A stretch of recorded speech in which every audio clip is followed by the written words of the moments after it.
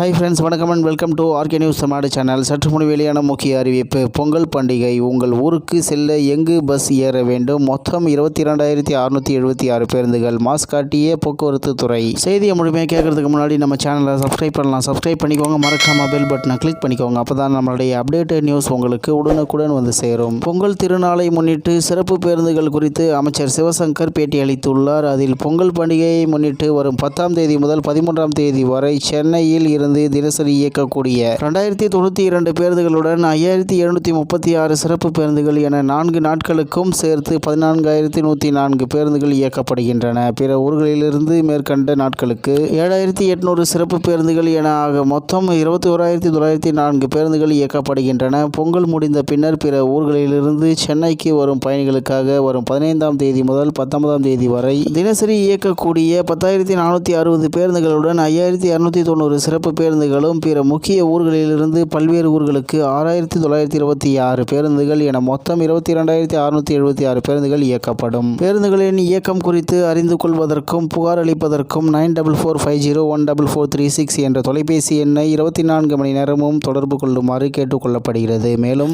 Omni பேருந்துகளில் அதிக கட்டணம் வசூலித்தால் 1800425615 டோல் ஃப்ரீ நம்பர், அதாவது 0442474900, 0442628045 மற்றும் 0442628111 என்ற எண்ணில் புகார் அளிக்கலாம். மேலும் பயணிகளின் நலன் கருதி கிளாம்பாக்கம் பேருந்து நிலையத்தில் கட்டுப்பாட்டு அறை 24 மணி நேரமும் செயல்படும் என தெரிவித்துள்ளார். இந்நிலையில் பொங்கல் திருநாளை முன்னிட்டு சிறப்பு பேருந்துகள் குறித்து அமைச்சர் சிவசங்கர் பேட்டியளித்துள்ளார். அதில் பொங்கல் பண்டிகையை முன்னிட்டு வரும் 10ஆம் தேதி முதல் 13ஆம் தேதி வரை சென்னையில் இருந்து தினசரி இயக்கக்கூடிய 2092 பேருந்துகளுடன் 5736 சிறப்பு பேருந்துகள் என 4 நாட்களுக்கும் சேர்த்து 14,104 பேருந்துகள் இயக்கப்படுகின்றன என்று தகவல் வெளியாகி உள்ளது என்பது குறிப்பிடத்தக்கது. இத்துடன் இன்றைய முக்கிய செய்தி நிறைவு பெறுகிறது. மேலும் இது போன்ற செய்திகளை உடனுக்குடன் தெரிந்து கொள்ள ஆர்கே நியூஸ் தமிழ்நாடு சேனலுடன் இணைந்திருங்கள். நன்றி, வணக்கம்.